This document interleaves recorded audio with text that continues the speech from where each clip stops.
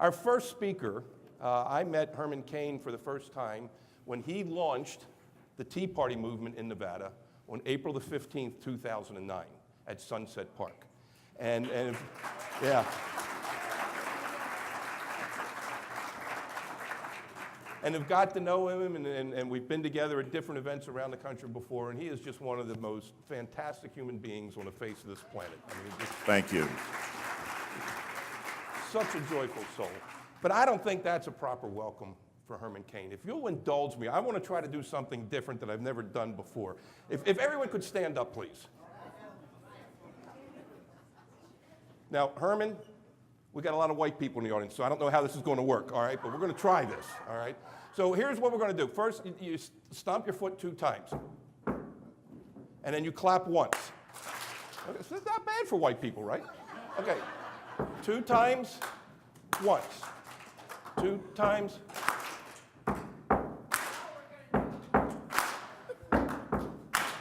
We will rock you. All right, Mr. Herman Cain. Thank you, Chuck.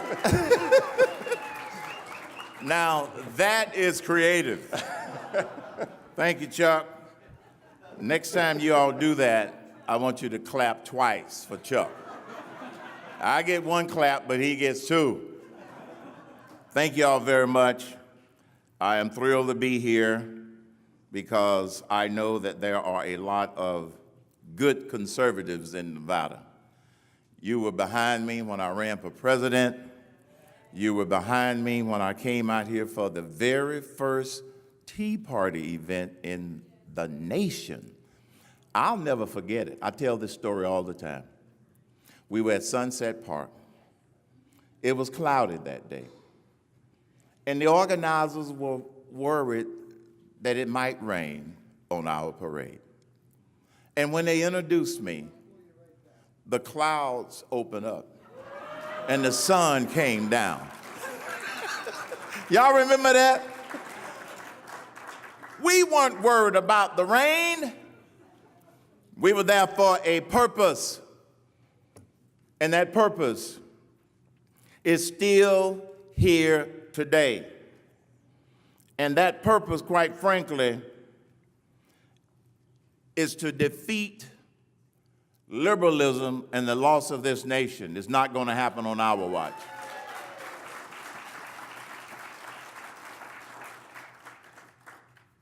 My first day at Godfather's Pizza in 1986, the first time I was introduced to the associates in the office, I walked into the room.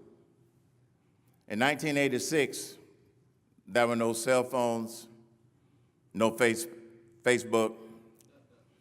And when they sent out the memo announcing a new president, they didn't even have a picture on it. They knew that a new president by the name of Herman Cain was on his way to Omaha. And when I walked in the room, what do you think the reaction was? The executive vice president introduced me very briefly, although not as creatively as Chuck did. He introduced me to about 100 office support people. The first words out of my mouth were, "Good morning." The second words out of my mouth were the following: "There is no joy in easy sailing when the clouds are clear and blue, nor is there joy in doing things that anyone can do. But there is some satisfaction that's mighty sweet to take when you reach a destination you thought you'd never make."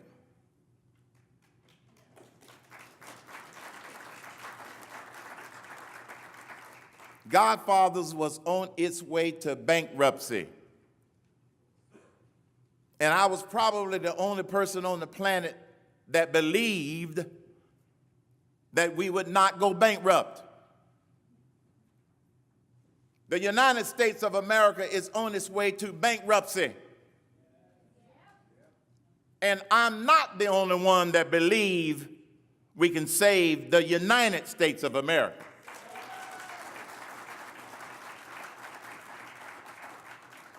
That's the good news. But you're not going to see that or hear that through the lens of the media. You know that, and I know that. But there are a lot of gullible people out there who will eventually believe all of the mud being thrown on the wall. That's where you come in. I agreed to come out here and speak so I could give you a few encouraging words so you could keep fighting the fight.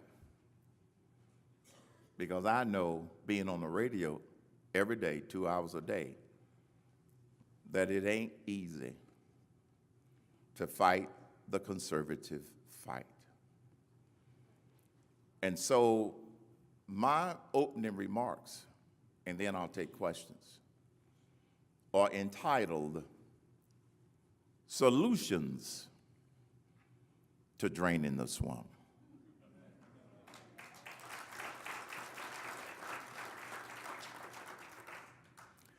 We know most of the barriers. You see them, you hear them, you read about them every day. How many people are talking about solutions to draining the swamp? I don't have to explain to this group that President Trump is right when he says that the swamp needs draining. You and I see it every day. But I want to talk about solutions. But first, let's make sure we remember what the major barriers are.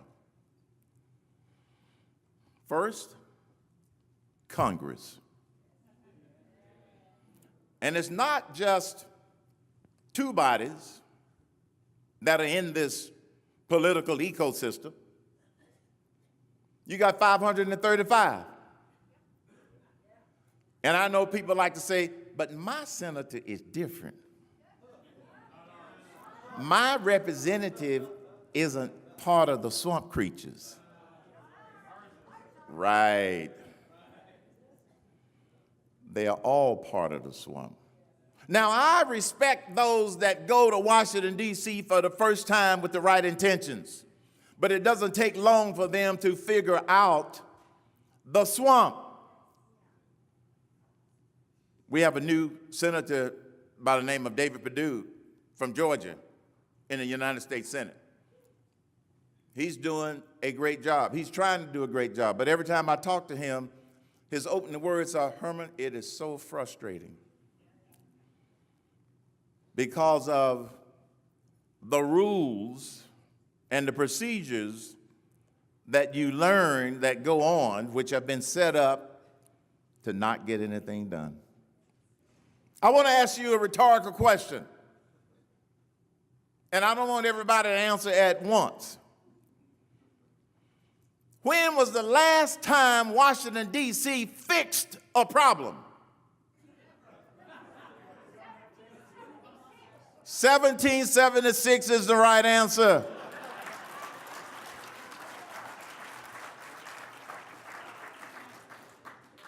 You're absolutely right. Think about it. Ever since then, it's been incrementalism. Incrementalism. Why? Because of the swamp creatures. Every member of Congress has a group of donors that they want to try to satisfy.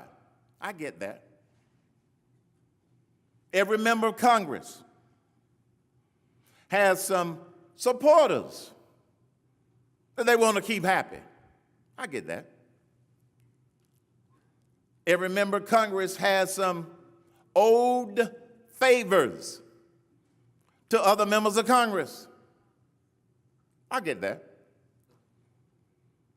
But every member of Congress also has some bloodsuckers that want something with their vote. And very few of them are willing to stand up on occasion and say, this is good for the American people and the United States of America. Bloodsuckers, sit down. It takes courage to lead like that. Because this is the Conservative Leadership Conference, I can't talk about the leadership that we have. I can talk about the lack thereof. So Congress is part of the swamp. And don't let your representative or your senators off the hook. Because once they get there, they get schooled into how to get things done. The House and the Senate. I must bring up a very sore subject with me. I've done it on my radio show ever since. Repeal and replace the Unaffordable Care Act.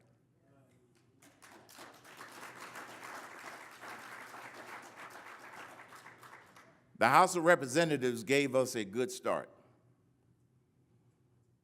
They sent it over to the Senate, and it wasn't good enough.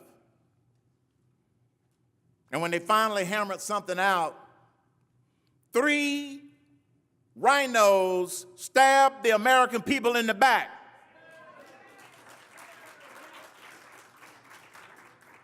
You see, the beauty of not being in political office is that I don't have to be politically correct, and I does not care.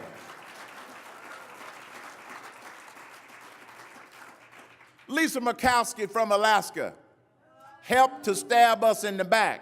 Susan Collins helped to stab us in the back. And let me tell you the one that I was surprised of, Senator John McCain stabbed America in the back. It wasn't perfect, but it would have been a good start. We had a president that said, send me something to sign. Now, I don't buy their reasons for why they voted against the Senate version. And the members of the House were ready to make some conciliations just to get something done. But the swamp doesn't care about getting things done for the American people. It's all about maintaining the political ecosystem. And that's why it's called a swamp. And Senator Mitch McConnell had the nerve to say he wished the president would stop referring to it as a swamp. That's exactly what it is. It's a political swamp. Another major barrier, the media. That's not going to change. You're absolutely right. But you have to recognize that the media, except for John Fund,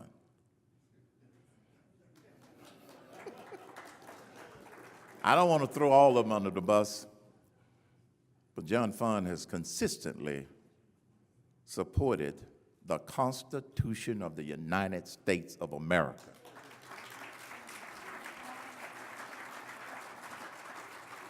And so have many other conservative voices. But the conservative voices are outnumbered. We know that. The liberal voices make a lot of noise, but so do empty wagons.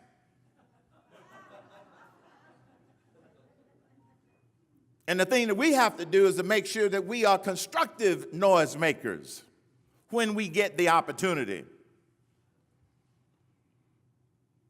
And their voices are reflected on the nightly news, fake news, false news, deceptive news, internet news.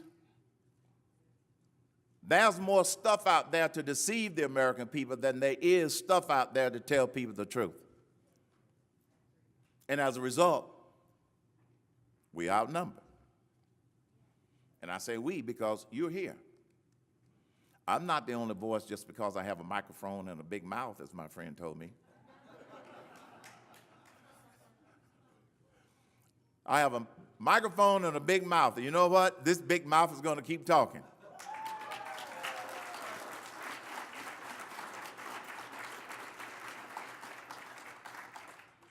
And then you've got the opinion talking heads who aren't necessarily right. And their opinions are usually wrong. Allow me to give you an example. Most recently, I have absolutely nothing against the children of illegals that were either born here or came here and they had nothing to do with it. I have nothing against that group of people. And I happen to believe that in order to fix that problem, we need to divide it into two pieces. The first piece is, how do you provide a way for those that are here in that 800,000 group to stay here? That doesn't mean citizenship. It doesn't mean amnesty. It doesn't mean either one of those. You can become a resident, a permanent resident, without being given a path to the front of the line. You don't need a path to the front of the line. We need to fix the system that we have. We need to fix the system that we have. Let's not have this audience debate while I'm talking, please. You don't have to agree with me. But the reason that Chuck gave me the microphone is so I can tell you what I believe. What a novel idea. And President Trump did what some sports people would call, gave Congress a flat basketball with no air in it.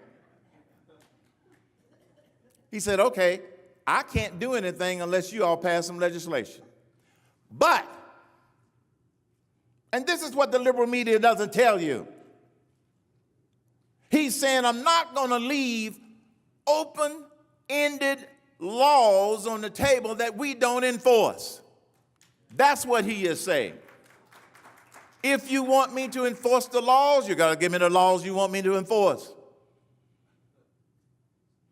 Now, I tell you that because, yes, you've got to address the issue of those that are here. And when you talk to liberals, that's the first thing that's out of their mouth. They want you to share and feel the compassion. I get that. But this is a nation of laws. It's a nation of laws. And if the laws are not right, fix the laws. Someone asked me once, in fact, the driver asked me on the way over here, how do you think the country's doing? I said, under what President Trump can do without Congress, it's doing great. I said, the swamp is the problem. They've given him very few legislative things that he can sign to accelerate this nation. So the media is a problem, and we know that. And when you talk to liberals, and I know sometimes you get a chance to talk to them, sometimes you don't, here's the three things to look for so you'll know whether or not you're fighting a losing battle. It's called SIN, SIN. It's an acronym. S stands for they'll shift the subject. When you talk to them about DACA and about the laws, they shift the subject to the compassion. I saw a couple of people on TV, and they were asked flat out about it. But they didn't start out talking about the laws, and we need to fix the laws, and we need to seal up the laws. They started talking about the wonderful children that are here. Don't misunderstand me. I'm not incompassionate. But they never tell you about those that are here illegally, that are killing Americans and hurting American citizens. That's the part that they never tell you about. So they shift the subject. When you talk to Democrats about tax simplification and tax cuts, I don't call it reform. That's the language of the swamp. The swamp has been talking about tax reform since dirt. Many of you all might remember that I served on a commission back in the mid-1990s. It was 1995 and 1996. The late Jack Kemp was the chairman of this Economic Growth and Tax Reform Commission. That was 1996. In 1996, we traveled around the country and talked to citizens and business people. And we produced a report that said that we need to replace the tax code. So that's not new. And we need to replace it with a system that's fairer, flatter, simpler than what we have. Aren't you hearing those same words now? That was 21 years ago. 21 years ago that we were talking about simpler, fairer, flatter. That's why I don't use the term tax reform. That's code for we're going to keep talking about it. The president has boldly said we need bold tax cuts and bold simplification. And a lot of times people have absolutely no idea, at least a lot of people in the media, they never tell the American people what that means. The president has been real clear. Go from 7 brackets to 3. Make the top personal rate 25%. Drop the corporate rate from 35 to 15%. And already, the Democrats are shifting the subject. We can't give a tax break to the rich.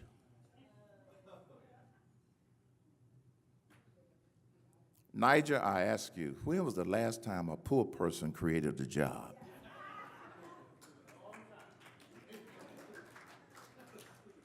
It's their standard talking point, folks. It's one of their standard talking points, class warfare. Let's get our poor, gullible supporters to be mad at people that make money and to resent the fact that they have money. I started po before I could spell poor. And they want to talk to me about, they're going to be mad at me because I now have made some money in my career. I don't apologize one bit.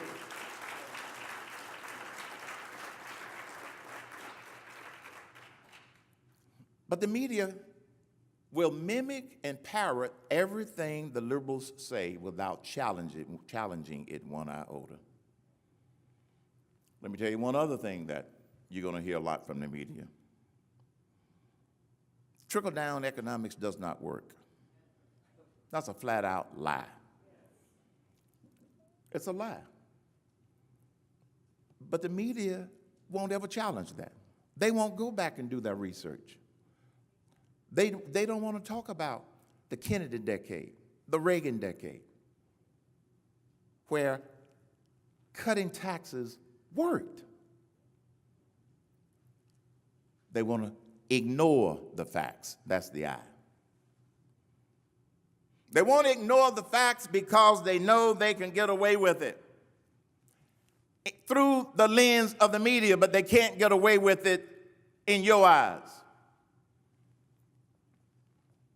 They ignore the facts. And as the tax cuts and simplification discussion, there ain't no debate in my mind. This is something that we need to do. But they want to call it, well, the debate is on. No, it's not. You've been debating it for 3 decades. So when you hear the word tax reform, correct them to tax simplification and tax cuts. Reform is swamp talk.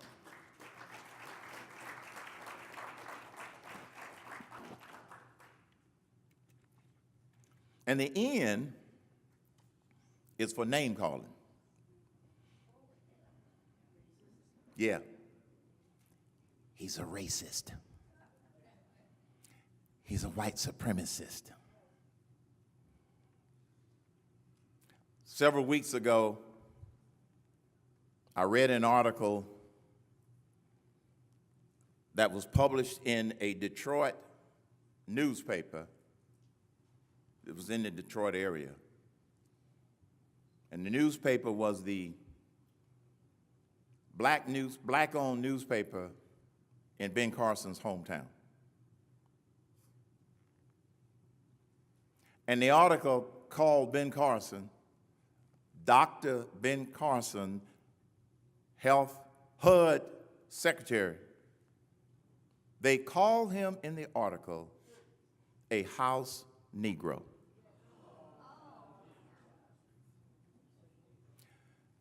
So knowing that Dr. Carson, gentle man he is, was not going to come out and write about it and try to defend himself, I wrote an article.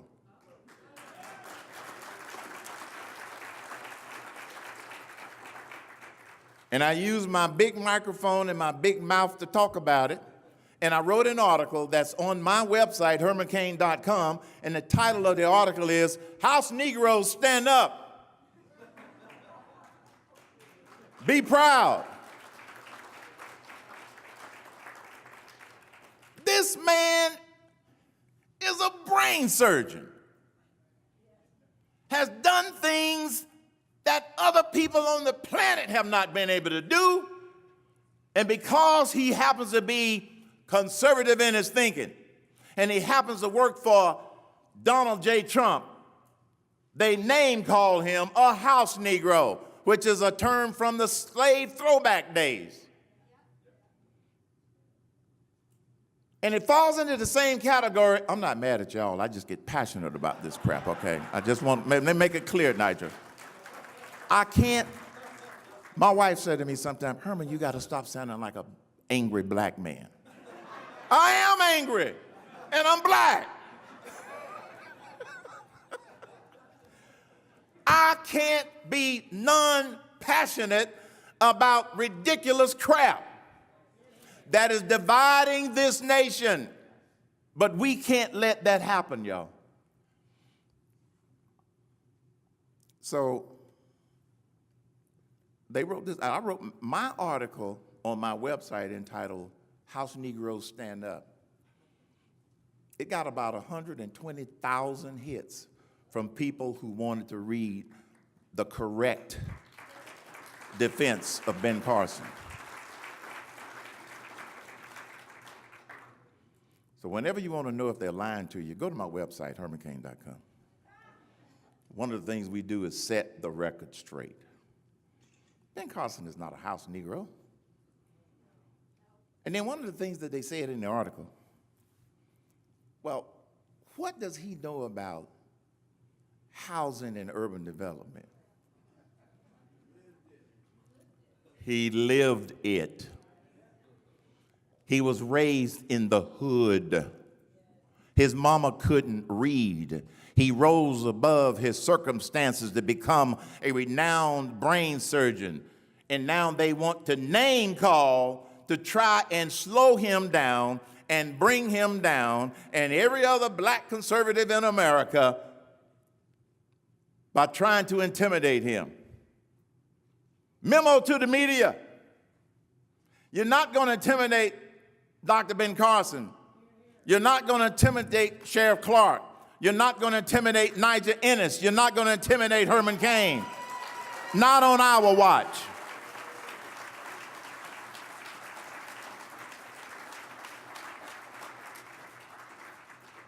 So when you get an opportunity to talk to a liberal, watch for those signs. They're going to shift the subject on you, and then you say, no, I wasn't talking about that. They're going to ignore the facts. No, but what about the decade, the Kennedy decade? What about the Reagan decade?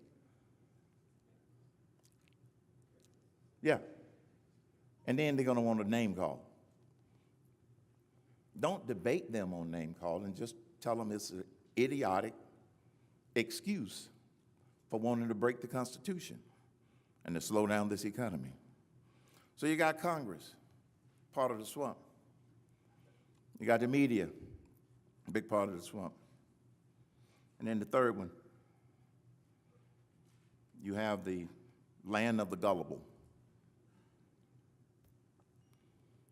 Many of you all now are aware of the famous Jonathan Gruber, who let it slip at a conference. And I'm going to quote Jonathan Gruber. I play this clip on my show almost every day. Jonathan Gruber was one of the architects of the Unaffordable Care Act. And he was at a conference, and he let it slip, and I quote, "Lack of transparency is a huge political advantage, based in part on the stupidity of the American people," end quote. He said that. Did the mainstream liberal media broadcast that to the gullible? No. They want them to remain gullible. They don't want them to know that the Unaffordable Care Act was a sham from the beginning. Shoved it down the throats of the American people. And now that it is imploding, you know what they want to do now? Single payer, which is worse than the Unaffordable Care Act. And when I try to explain to people that Medicare for all is the same as single payer, is the same as the problems we have in the VA, and it's going to lead to rationing, they're going to try and tell me, but it works in other countries. That's a lie. That's a lie. They don't report the problems that the other countries are having with socialized medicine, bureaucrats deciding whether or not a baby can die at home or a baby can die in the hospital. Charlie, remember that baby in Britain? What was his last name? What? Charlie Hart? Guard. Charlie Guard. The government wouldn't let him come to the United States for a long shot chance at a medication that the doctors here were willing to do for free. The government would not approve it because there was only about a 30% chance or less that it would work. They didn't have to pay for it. But a judge wouldn't allow the parents to bring the baby to the United States. Then when it was too late and the parents said, our baby's gonna die, let's take him home and let him die at home, a bureaucrat said, you can't take your baby home to die. Did you hear about that on the nightly news? No. You heard it on Fox, BBC. That's what Medicare for all, single payer, will eventually lead to. And I had a liberal call my radio show just this week, wanting to argue with me about how well it worked in other countries. And when I tried to push back and give him some facts, you know what he did? He shifted the subject. He ignored the facts. He didn't have the nerve to call me a name on the radio. Chicken. He didn't dare call me. Look, first of all, there isn't a dirty name out there I haven't been called. So get in line and add your own. As my grandfather would say, who didn't have a lot of education, I does not care. I does not care. But Jonathan Gruber actually said that. And they actually play upon all of the people that support them are not stupid. They are just ignorant of the facts. Because their elected leaders won't tell them the facts. The other day, the media wanted to make a firestorm out of a meeting between Nancy Pelosi, Chuck Schumer, and the president. So Nancy Pelosi and Chuck Schumer, I saw the headline, "We have a deal and no border." The very next morning when President Trump got up, he used that Twitterverse that the Democrats would hope he stopped using, and immediately said, "We don't have a deal, and there would be no deal without a wall." Now, if he didn't have the power of the digital revolution, he wouldn't have been able to get his side of the story out there. But he was able to get his side of the story out there. So for a week, the liberal media has been going crazy over who told the truth. I believe President Trump.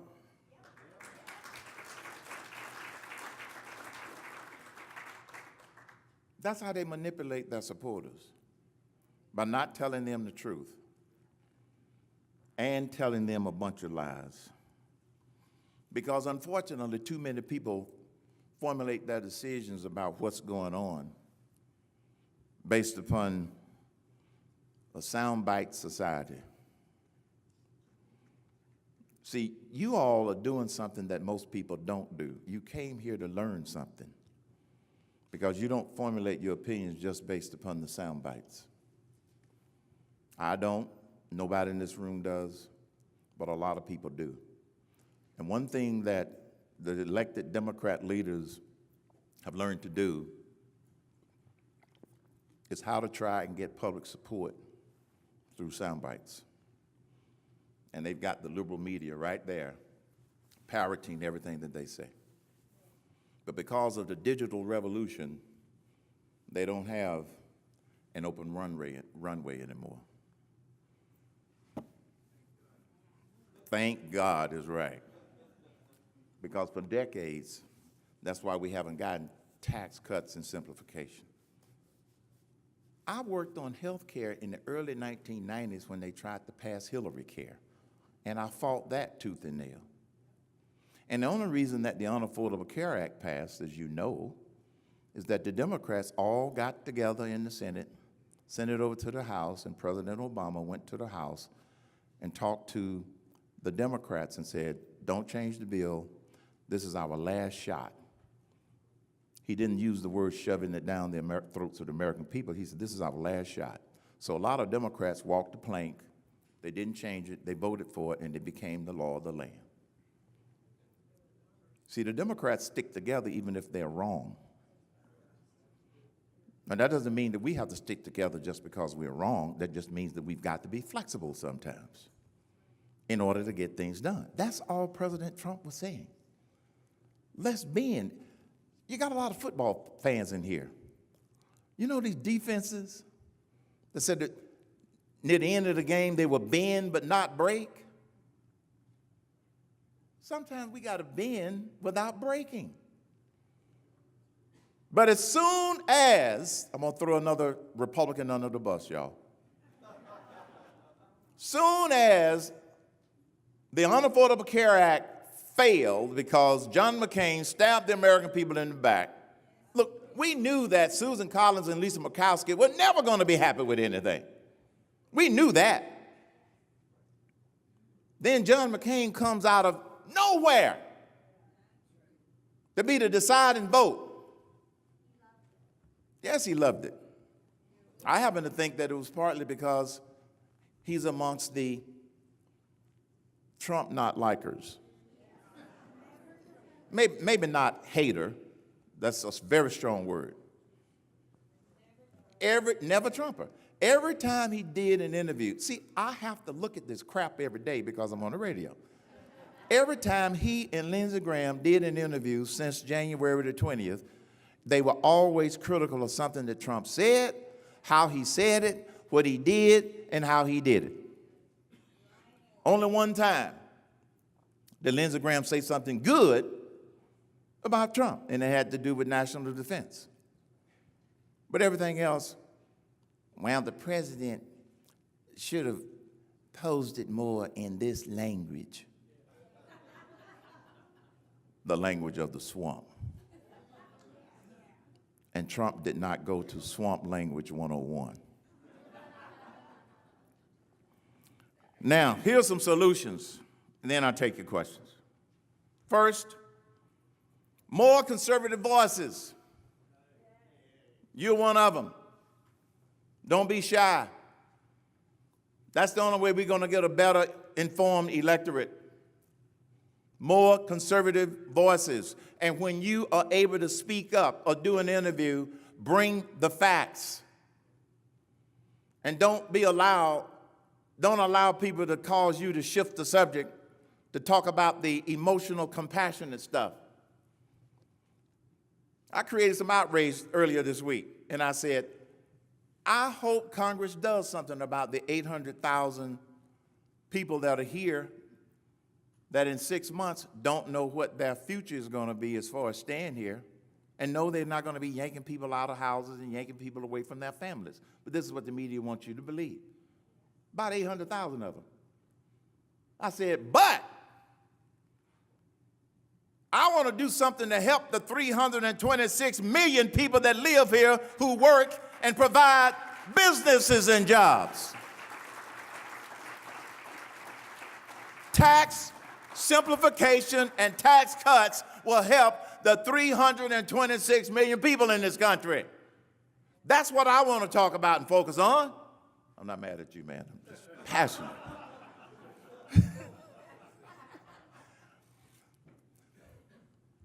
Think about that. 326 million people are going to be helped if we get the tax plan that President Trump has put on the table. Now, of course I prefer it 999.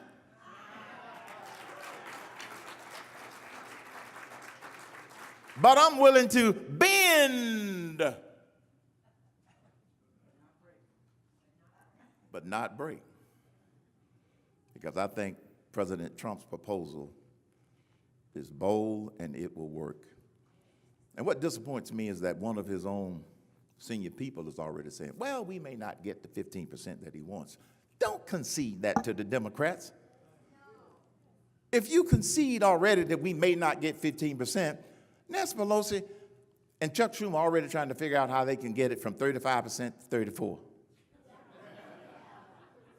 They want to give businesses some crumbs, and they want to give the American people some crumbs, or nothing at all, or nothing at all.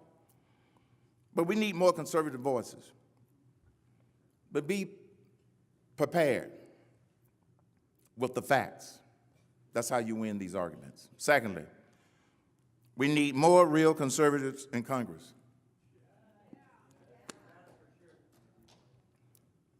Now, we're not going to be able to vote out all of the rhinos, but we can get rid of some of them. We can get rid of some of them, okay? And that's where you come in as far as helping challengers. first thing somebody wants to tell you if you are a challenger is, well, you can't win. How do you know that? Well, I know one thing for sure. If you don't try, you won't. What's your name, sir? Say it again. Omar Navarro.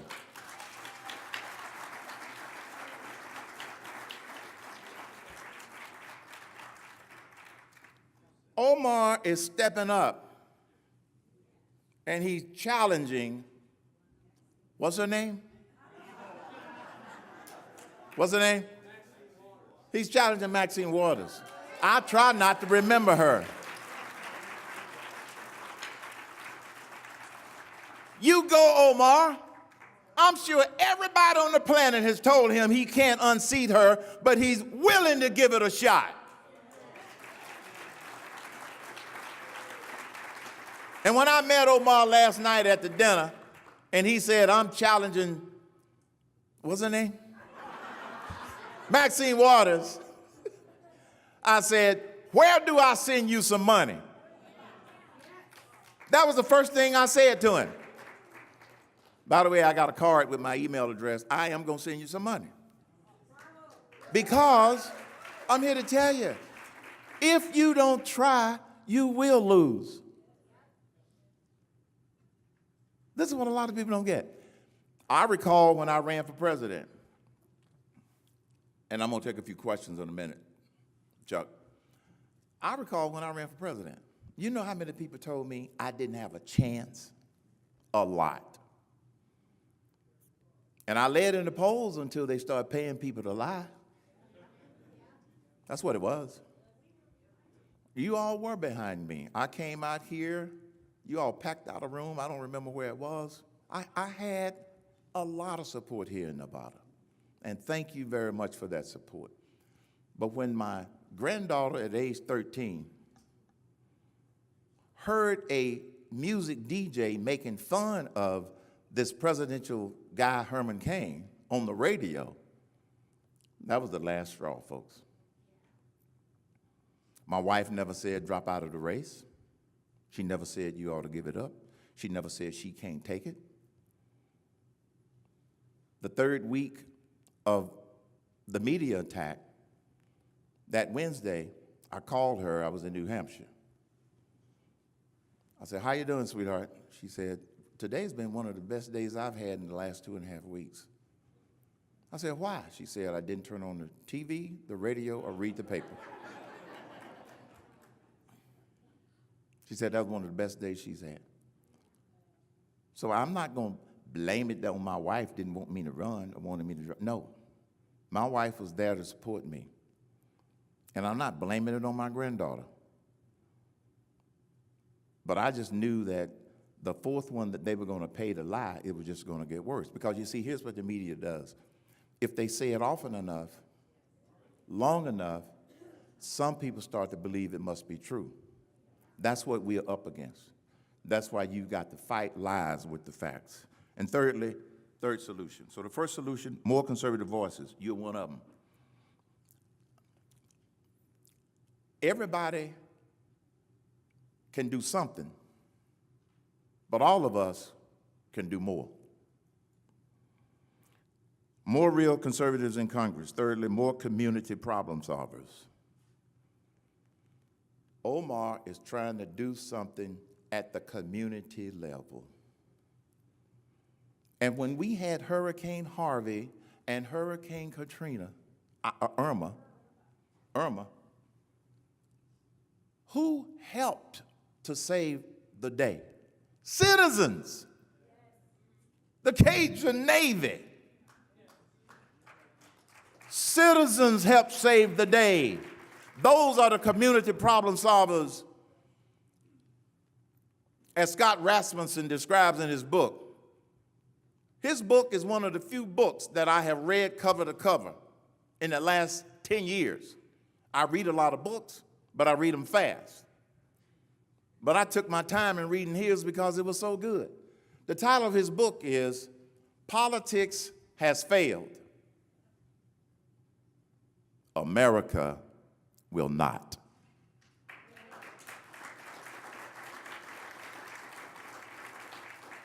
That is a powerful title. And in there, he lists 5 things that are going to save America from the bottom up. That's where we come in. We are part of those community problem solvers. We're part of those community problem solvers. And then in my second meeting at Godfathers, after spending 30 to 60 days touring restaurants and talking to everybody in the company, I closed that meeting out by saying, if you think you can't, you won't.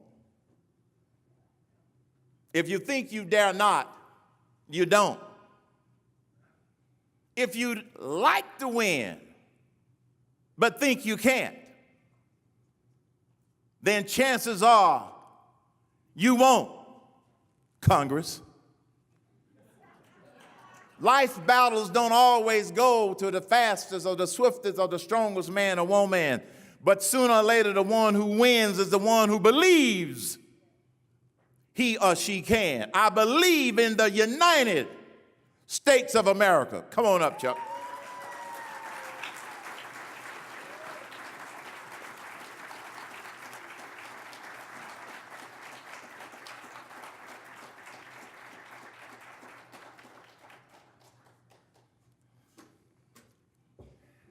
You know, one of these days, I hope you loosen up and tell us what you really feel. I'm working on it. I'm working on it. I'm working on it.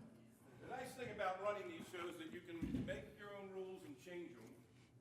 And with your indulgence, and if Mr. Cain would be so willing, I know we're at the end of his time, but would anybody like to hear a little bit more from Herman? You gotta give him what they want, right? I'll be happy to take some questions. Here we go. Yes, sir. Well, Oh, he's going to be the caller owner. Herman's interviewed me on his show before, and I just thought maybe I'd do a few interviews for him. I love it. Change things around a little bit. Okay, so now you mentioned it. You talked about this a little bit. But I forgot. This is great, because you were talking about Trump using Twitter and everything. Yeah. While you were talking, I got blocked on Twitter. My Twitter account got frozen because I called a liberal a moron. That's what they're doing, see. That's what they're doing. They're trying to control not only the media, but they're trying to control the social media. They're trying to shut us down. You know, and, you know, if I may for a moment, you know, Berkeley is no longer a university. It is a brainwashing facility if they won't allow conservative speakers to come on campus. I have a speaking engagement at a campus coming up in the next couple of months where it is supposed to be one of the most liberal campuses in the United States. And I accepted the invitation. I don't know what to expect. But let me tell you how God works. On the way out here, I sat next to a lady whose husband is a special forces ranger. She told him on her cell phone while we were flying, because she got the airline stuff, and she told him about, I'm going to be speaking at a university, and he offered to come along with a couple of his special forces buddies to accompany me. Ain't God good? Now, I ask you a question. When I show up on campus and I've got 4 Special Forces Rangers walking beside me, do you think there's going to be a protest? Not for long. I don't think so. Go ahead. Okay, so here's my concern. I read about this or heard about it yesterday. The president has, and make no mistake, Republicans control Congress. If they wanted to, they could get 100% of what they've been promising. They've got control, and they've got a president that will sign it. Yes. They've blown it, as anyone who's read me knows one of my favorite sayings is, Republicans never blow an opportunity to blow an opportunity. Yep. And they've blown it. So now the president has had to govern. He's had to reach out to the Democrats, and he's talking to them. And even though he did say on Twitter, no, I did not say that, we're still building the wall, I heard there were people, Trump supporters, burning their Make America Great Again hat. This concerns me, because if you lose the base, if he starts to lose the base, then he's got big problems because we're so narrowly divided. So could you talk a little bit about that? See, that's part of this soundbite mentality. I have it in his own words that I played on my radio show where he unequivocally said, we're going to build the wall. I'm not going to approve DACA legislation if I can't secure the border and build a wall. What part of I'm going to build a wall don't they understand? But this is how they manipulate people. And if you are a Trump supporter, and because you heard that soundbite that said he had abandoned that, that's what the liberal media want you to hear. That's what they want you to believe. So they want you to abandon this president. That's why, if you want to know the facts of the truth, call the White House and let a staffer explain it to you. That is simply BS. Now, he may have to bend in certain ways, Right. but not break to get what he wants to get done. That's a skilled negotiator. That's the art of the deal. Let them think that they have a deal when they don't have a deal. Yeah. You just mentioned something that brings up another thing that's been in the news lately. Are we going to have to rename the White House?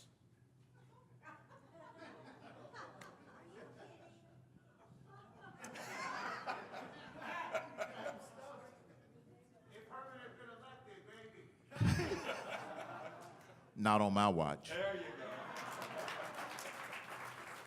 go. As long as Nigel and I are around, it's going to still be the White House, okay? And all of this noise about changing the names of statues and buildings is BS. And here's why. There's an element in this country that doesn't want this country to move forward. They want to drag us back in the old attitudes of history. Somebody said, and I didn't say it, if you ignore your history, you're bound to repeat it. That's what they want to do. So I don't believe in all of this nonsense, but that is shifting the subject.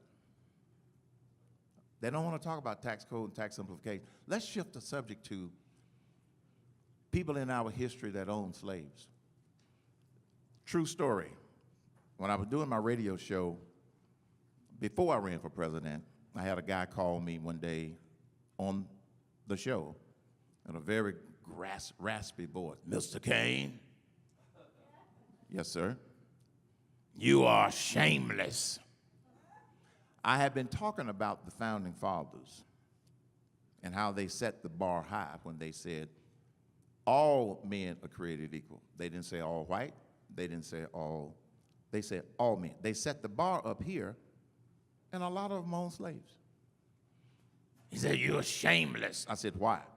Here you are praising these founders who owned slaves. I said, sir, they set the bar where America could aspire to, not where America was. And that's why I respect our founders. And if you want to think that's shameless, go right ahead. But while I am moving forward in life and you are stuck in life, have a nice life.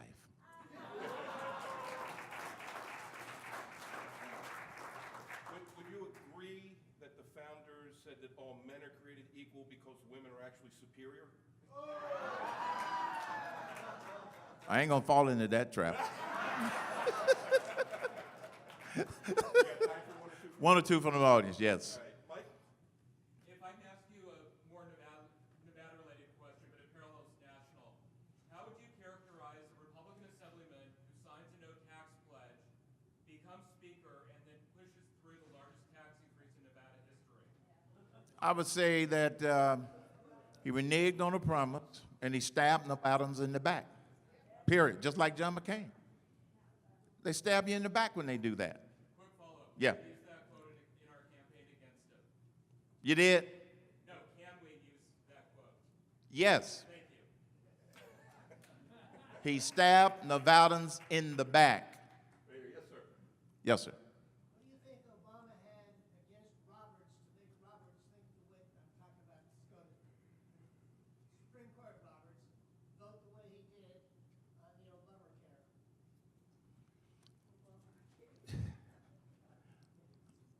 Roberts turned out not to be the logical constitutionalist that we thought.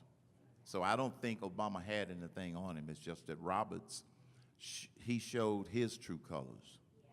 When the Supreme Court tells the Obama administration what words to use so they can pass it, that's not the role of the Supreme Court. So they went back and changed it and called it a tax, so it would fit the Constitution. That's not the way you're supposed to govern. So I don't think Obama had anything on him. I just think Roberts showed his true colors. We need term limits for the Supreme Court. 10 years is the most of combined. One more. Talking about the wall, Congress won't give President Trump the money, the Mexicans won't give President Trump the money. Do you think we could talk the president into starting up a 503B and let us pay for the wall? I think that's an option. But here's the thing. If you look at all of the agencies in D.C., and even though Congress approves a budget, once that lump sum goes to that agency, there are ways that he can string pieces from different agencies and pay for the wall. But he's not going to tell people that. Why? Because the liberal media would be all over that. So your idea is one possibility, but the other one is there are ways to pull a little money from each of these agencies to pay for their wall. Okay? So yes. But so, you know, I think we send enough money to Washington, D.C. with all due respect. We don't need to send them any more. But there are ways for him to weave and bob in order to get that money. So I don't worry about it when people keep saying, well, who's going to pay for it? Where's it going to get the money? You know, unless you're in that blender with no top on it, you have no idea what might be going on or how he will be able to manipulate. He's learning how to manage the swamp in addition to draining the swamp. Yes. Yes. Okay, one more. This lady actually had her hand up. How do you get your top state chair to understand that draining the swamp means supporting people at the base, running at school board levels, city council levels, instead of just the ones that are already over in D.C.? Because we're not going to drain the swamp if we don't. Bug the hell out of them. But keep doing it. I know you've been doing it. Keep doing it. What did I say? We all have to do more. I'm supposed to be retired. And I'm not. We all have to do more is my message. And my final word on this whole thing is, folks, look, I'm a believer that it's not too late to turn the tide. But we're going to have to continue to work at it and work a little harder and work a little smarter so we can keep this the United States of America, because they do want to divide us. This lady has had her hand up. Well, this should be the last one. Yes, ma'am. No. Oh. She is a royal pain in the neck. Oh, okay. If you let her ask a question, we'll never get out of here. All right, we got to get out of here, folks. I have another appointment. Yeah, yes, yes, The only two Latina Republicans here. yes. Legal. They're legally here. Give them a round of applause, folks. It can happen. I love it. I love it. Thanks, Chuck.